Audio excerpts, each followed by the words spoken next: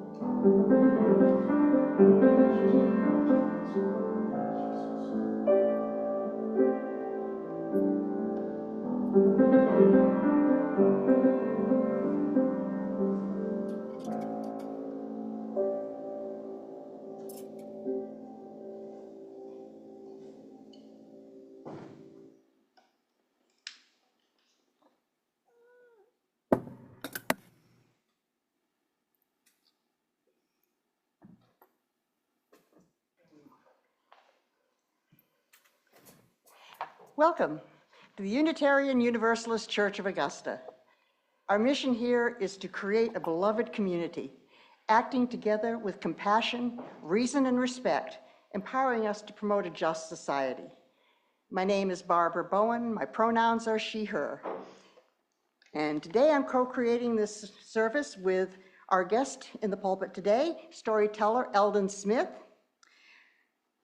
our music director, Josef Patchen, the talented folks on our tech deck making us sound good, and all of you. We are all shaping this moment together. Now, in honor of this sacred moment and out of respect for one another, would you please take a moment to put any of your devices on silent mode? If you're a first-time visitor today, we encourage you to stop by the greeters table following the service to get more acquainted with the church. Our membership coordinator, Fern Smith, right there at the back, would love to chat with you and find out more about your interests.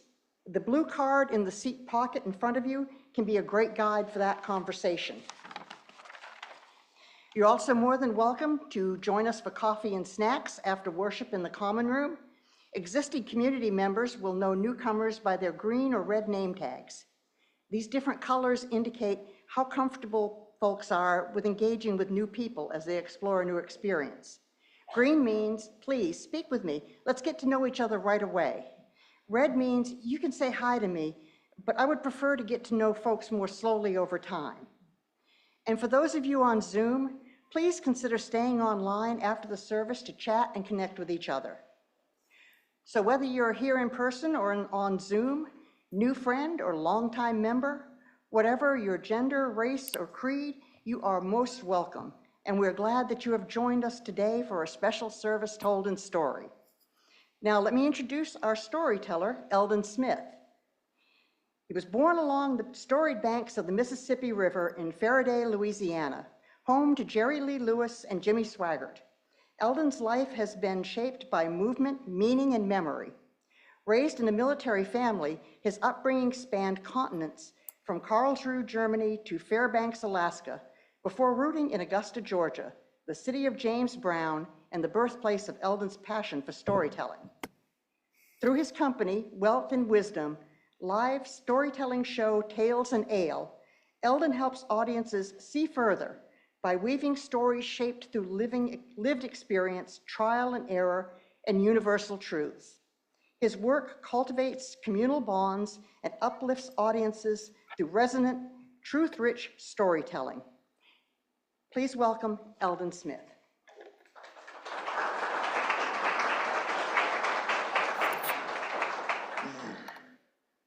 Thank you. Now we are going to do our lighting of the chalice. Yes, now we will do our lighting of the chalice. What no longer serves me, I return to the fire with gratitude. I release with compassion. I free them. I free it. I free myself. May this burn away the weight, leaving only what is mine to carry.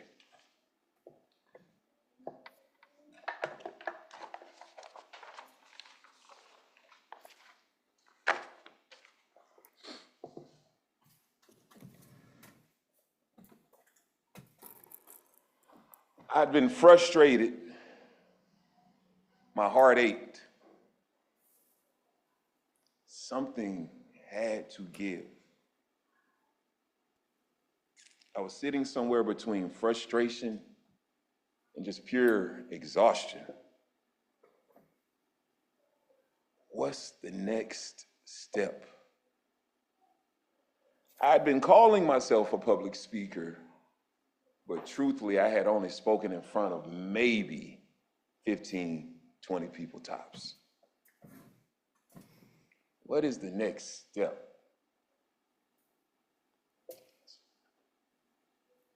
Would you rise in body or spirit for our opening hymn, number 4, I brought my spirit to the sea.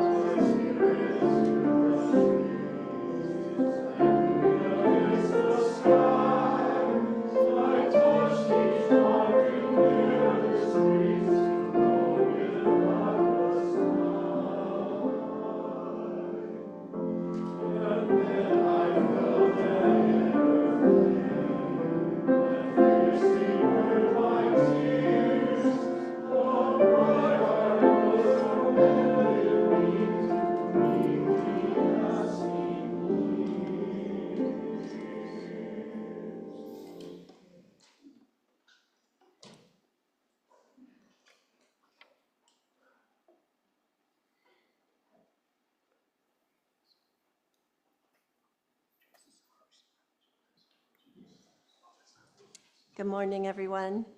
My name is, good morning. That's it, spring.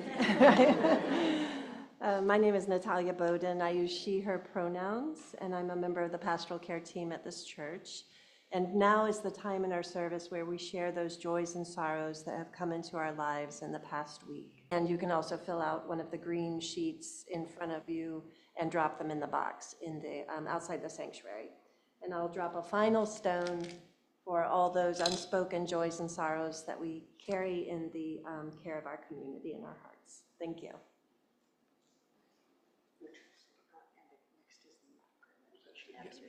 Yes, ma'am. Thank you. Thank you all for those amazing joys and sorrows.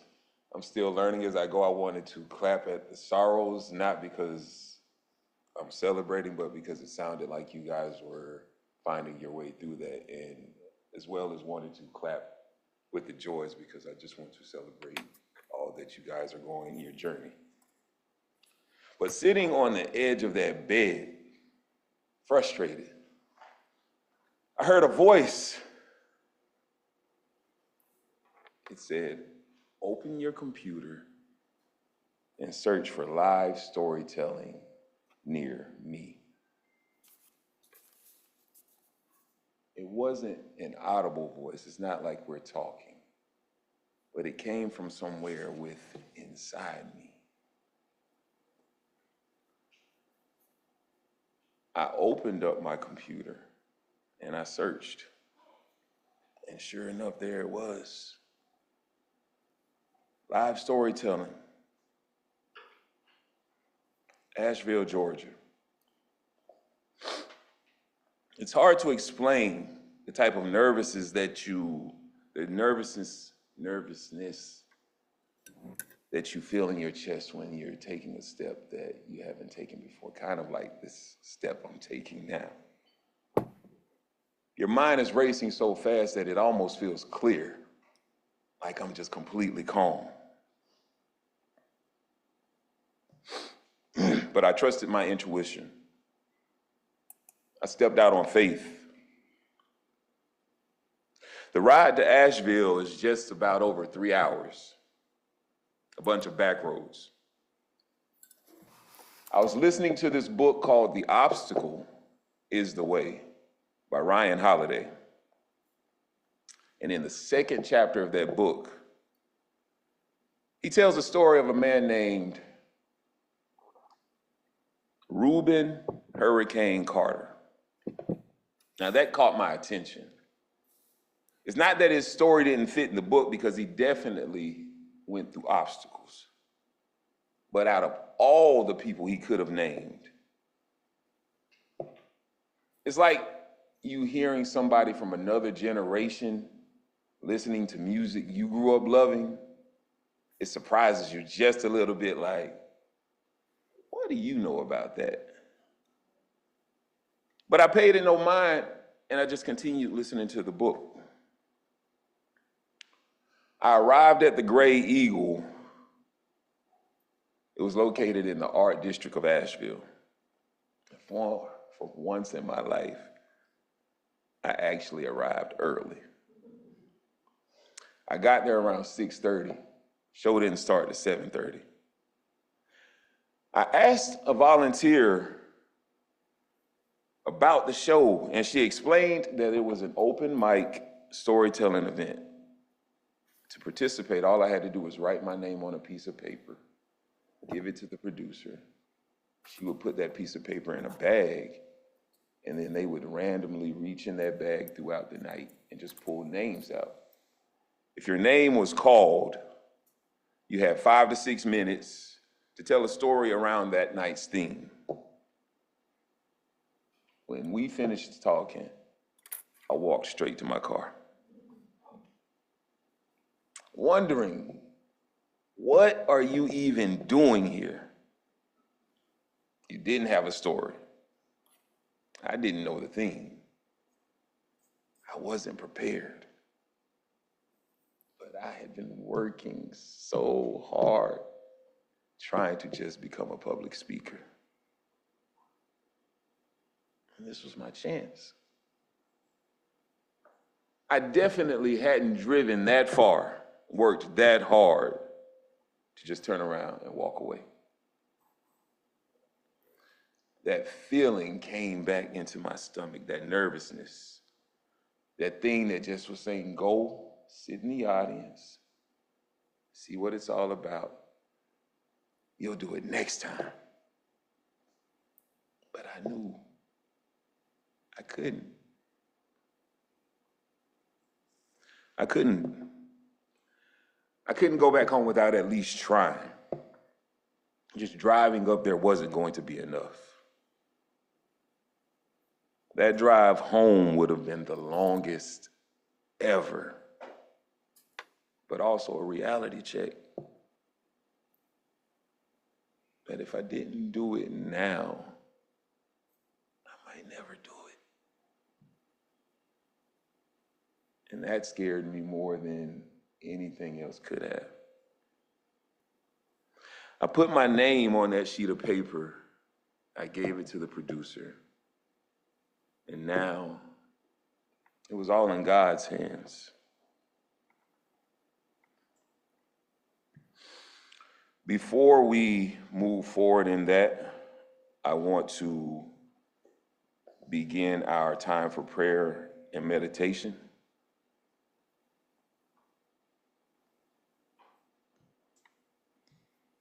I've got that here that I want to say something quickly. I apologize. Like everything else, it disappeared. So we're going to take a quiet minute together just to settle our breaths, open our hearts to the presence that's already in this room. Thank you.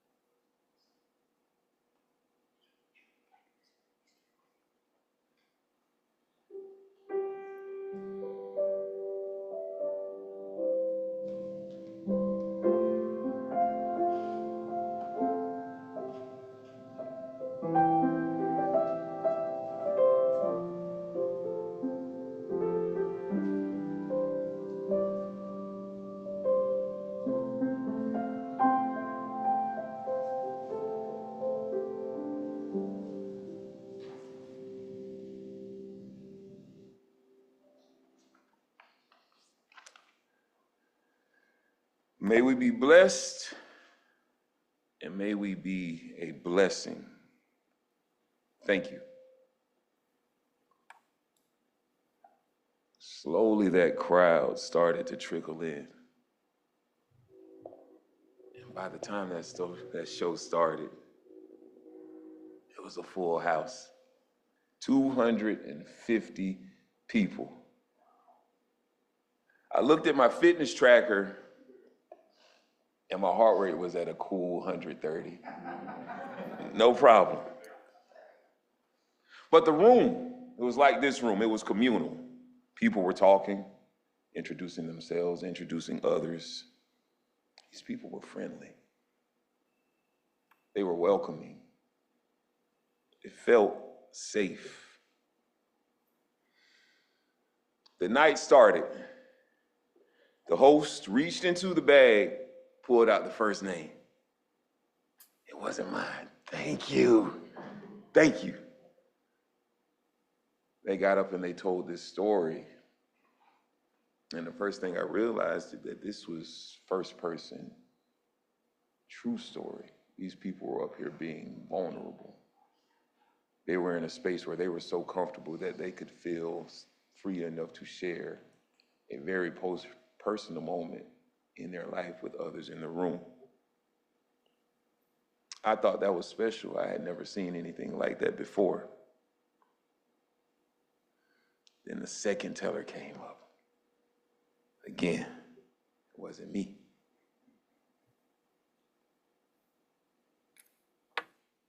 If my name had never been called at that point, I honestly would have been okay. Because at least I did try. I put my name in that bag, and it was all tough to chance at that point. If my name got called, I was going to give it a try. But if not, I knew then that I was willing to at least double back and try until my name was called and my opportunity was there. The second storyteller reached into that bag. He handed the host a slip. The host opened that paper and it was like an outer body experience. For the first time, I heard my name being called to a live stage. Eldon Smith. We're going to talk more about that after I give Miss Barbara this time for an invitation to generosity. Thank you. Before I do that, we have a little word from our pledge drive.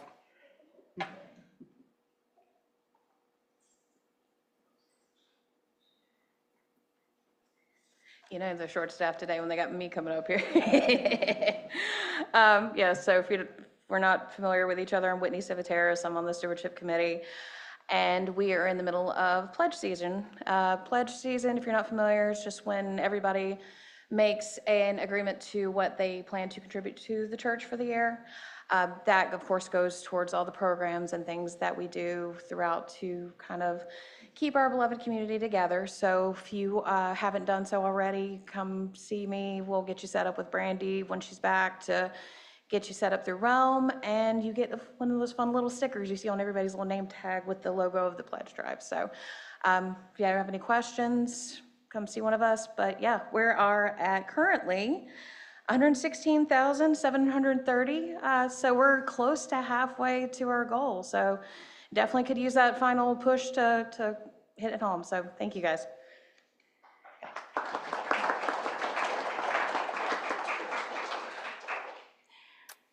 I know at this point, you're all probably starting to get tired of hearing about money. We tend to harp on it a bit during this part of the year of our pledge drive, because that's the biggest part of our budget. But while pledges are important, we count on our weekly offering plate as well. We have so much going on in our church right now, and our visioning exercise showed that we have dreams of doing so much more. And that, like every other dream in the world, will require resources to become manifest. So while some of us may not feel comfortable making a commitment to increase our pledges, in these uncertain times, the offering plate gives us an opportunity to contribute a little bit more as we feel willing and able, without making promises that we aren't sure we can keep. But rest assured, whatever you have to offer, be it much or little, or even just the pleasure and grace of your company, it's appreciated. Cash and checks are gratefully received, or you may use text to give using the information about to appear on the screens. Would the ushers please come forward?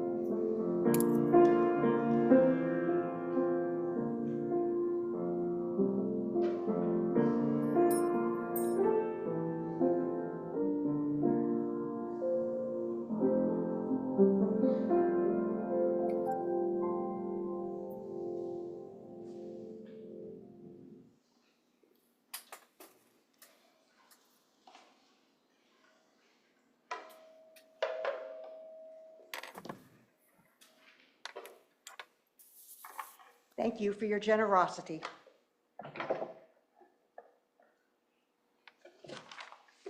Thank you. Eldon Smith.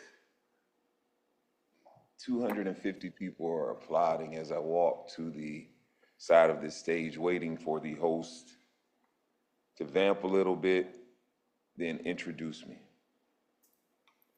I had a couple minutes. I just paced back and forth, just a silent prayer in my head. Just do not let me get up here and freeze. I don't care what I say, but don't let me stand in front of 250 people with nothing to say.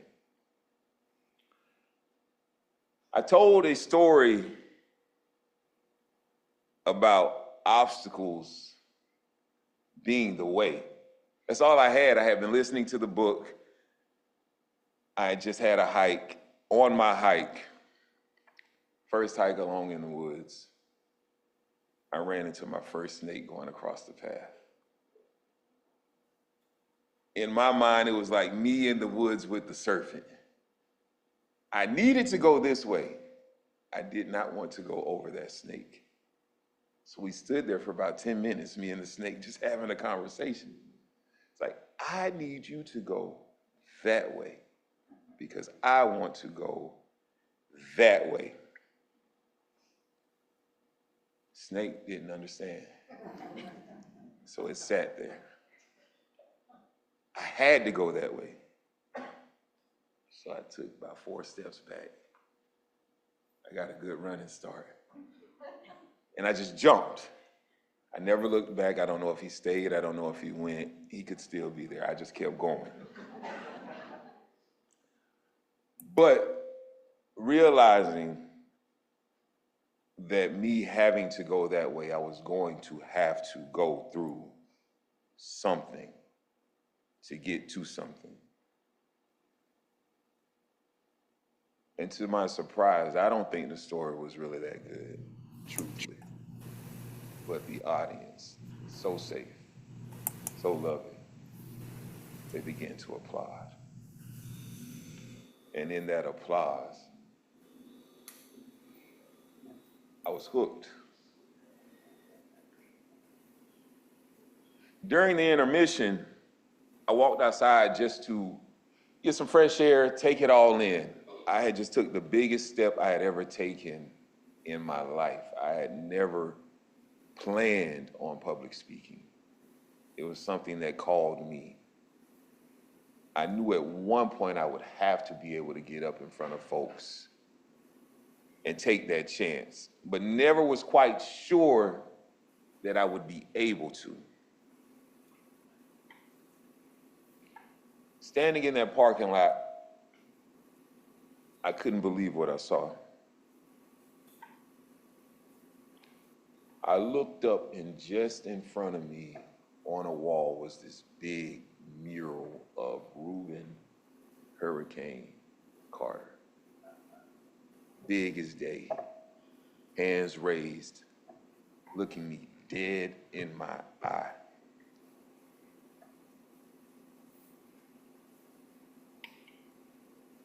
The message couldn't have been any clearer. It was confirmation. I was right where I was supposed to be. I was doing what I was supposed to be doing. The work was going to pay off. And there was nothing for me to worry about.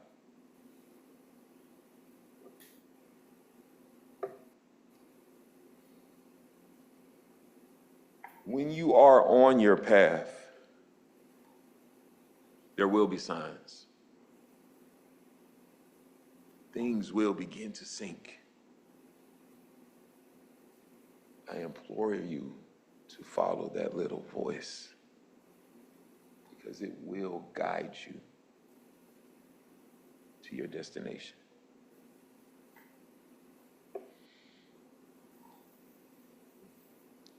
I don't know how far it's going to take me,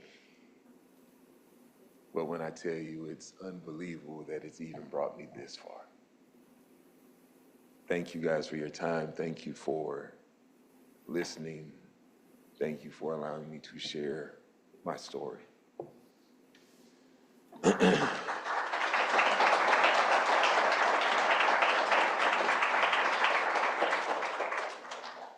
Thank you.